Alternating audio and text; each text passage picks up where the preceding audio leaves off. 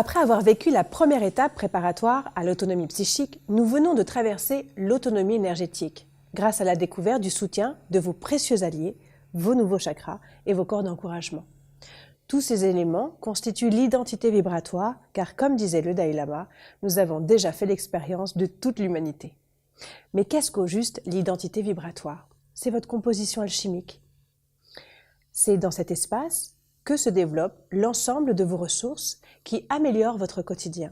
Votre identité personnelle est l'axe horizontal, basé sur votre passé, votre présent et votre futur. Et votre identité vibratoire est votre axe vertical, qui vous relie à la Terre et au cosmos. La synthèse des deux axes est l'identité vibratoire, un point d'apparition, qui a son propre chakra, le sceau du cœur, qui permet d'associer votre personnalité à votre âme, et donc par le fait même de vous associer à votre environnement, pour entrer en résonance avec le règne animal, végétal, minéral, astral et cosmique.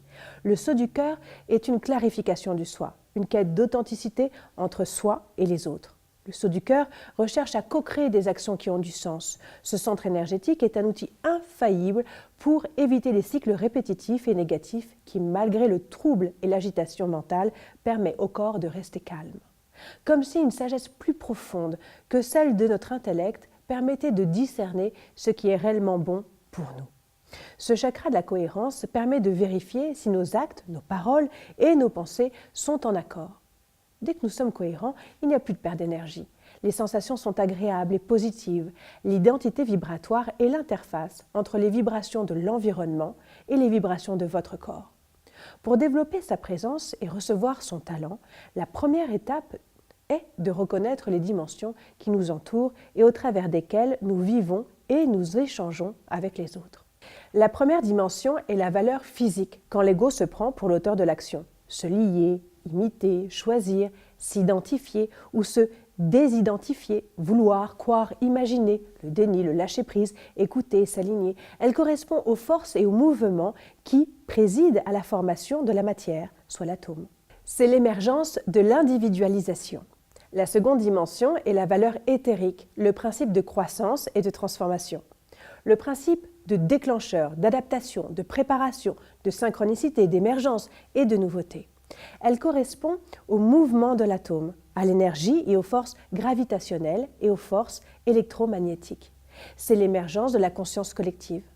La troisième dimension est la valeur astrale, basée sur les étapes de l'affect, l'observation, l'évaluation, l'intuition, le ressenti, le raisonnement, l'émotion, les sentiments. Elle correspond au processus de densification physique associé au ressenti émotionnel et à l'intelligence rationnelle qui produit de la conscience. En effet, lorsque nous avons atteint le seuil de la perception consciente individuelle, grâce au traitement de l'information par le mental, de chacun des corps d'encouragement, nous développons différents types d'activités mentales. L'observation, un regard tourné vers l'extérieur, l'intuition qui dépasse les préoccupations de la vie extérieure ordinaire, et met l'ego au service d'une cause universelle. L'intuition se concentre sur la libération, au fur et à mesure que la perception intuitive vous rapproche de l'ultime réalité, la raison et le sentiment sont progressivement transcendés. Le ressenti, la connaissance de votre nature profonde. Le raisonnement est une opération de l'ego qui est soit déductif, soit inductif, dont le but est de découvrir la vérité. Le raisonnement est l'activité mentale de prédilection de beaucoup de gens motivés. Ce parti pris culturel en faveur de la raison, mais opposé au ressenti affectif et à l'intuition, renforce encore cette tendance.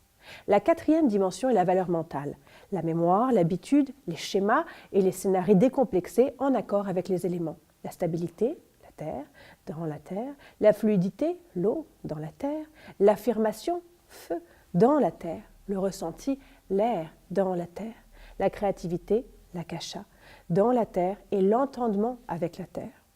Les facultés de l'esprit liées à la supraconscience permettent les aspirations et les mouvements de l'âme. C'est la pleine notion de la responsabilité et de l'équilibre.